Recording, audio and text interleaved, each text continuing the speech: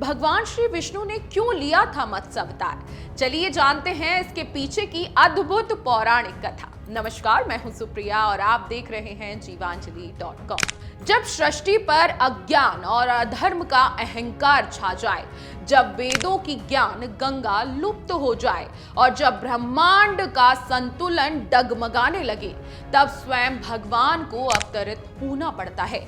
यही हुआ उस काल में जब सृष्टि के विनाश का समय निकट था और संसार प्रलय की ओर बढ़ता जा रहा था। उस समय भगवान श्री हरि विष्णु ने मत्स्य अवतार धारण कर सृष्टि की रक्षा की और वेदों को पुनः ब्रह्मा जी को सौंप दिया। जी हाँ, मत्स्य अवतार की कथा की शुरुआत यहीं से होती है। पुराणों के अनुसार एक बार राजा सत्यव्रत कृतमाला नदी में स्नान कर रहे थे। जब उन्होंने अपनी हथेली से जल उठाया तो उसके साथ एक छोटी सी मछली आ गई। मछली ने उससे प्रार्थना की कि हे राजन, इस नदी में बड़े जीव मुझे खा सकते हैं, कृपया मेरी रक्षा करें। राजा को उस मासूम मछली पर दया आ गई और उन्होंने उसे अपने कमंडल में रख लिया। लेकिन अगली सुबह चमत्कार हुआ, मछली का आकार बढ़ गया।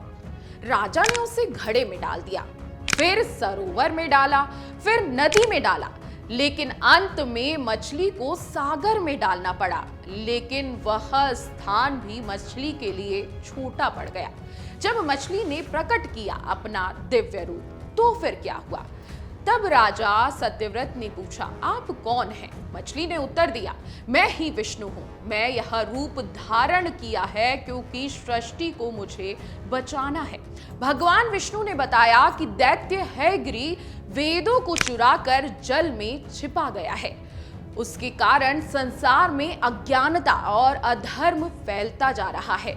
उन्होंने कहा कि 7 दिन बाद प्रलय आएगा। उस समय एक विशाल नाव आएगी।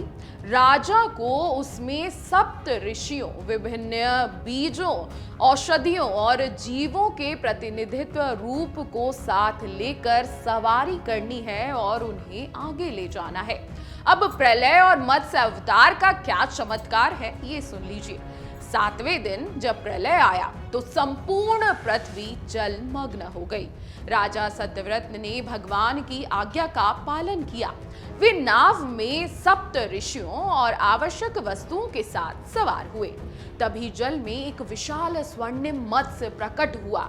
वही थे भगवान विष्णु। राजा ने नागराज वासुकी को रस्सी बनाकर नाव को मत्स्य के सिंग से बांध दिया। मत्स्य रूपी विष्णु ने उस नाव को तीव्र जलाधार से सुरक्षित निकालते हुए 7 ऋषियों को ज्ञान, वेद और धर्म की सुरक्षा का मार्ग दिया।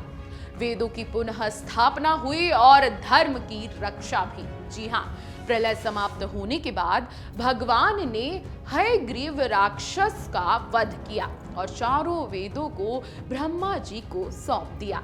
इस प्रकार न केवल ज्ञान की पुनः स्थापना हुई, बल्कि धर्म का पुनरुद्धार भी हुआ। अब मत्स्य अवतार का संदेश क्या था, ये सुन लीजिए। भगवान विष्णु का मत्स्य अवतार हमें यह सिखाता है कि जब भी अंधकार और अधर्म का बोलबाला होगा, तब स्वयं ईश्वर किसी न किसी रूप में अवतरित जरूर होंगे और धर्म की रक्षा करेंगे। यह कथा श्रद्धा, स्मरण और सत्य के प्रति समर्पण का अद्भुत प्रतीक है। अगर आप भी ऐसे ही धार्मिक कथाएं सुनना चाहते हैं, धर्म, संस्कृति, संस्कार के बारे में जानना चाहते हैं, तो हमें कमेंट जरूर करें। हम आपके हर सवालों का जवाब जरूर देंगे। अगर आपको हमारा ये वीडियो पसंद आया हो तो हमारे चैनल जीवांजलि को सब्सक्राइब करें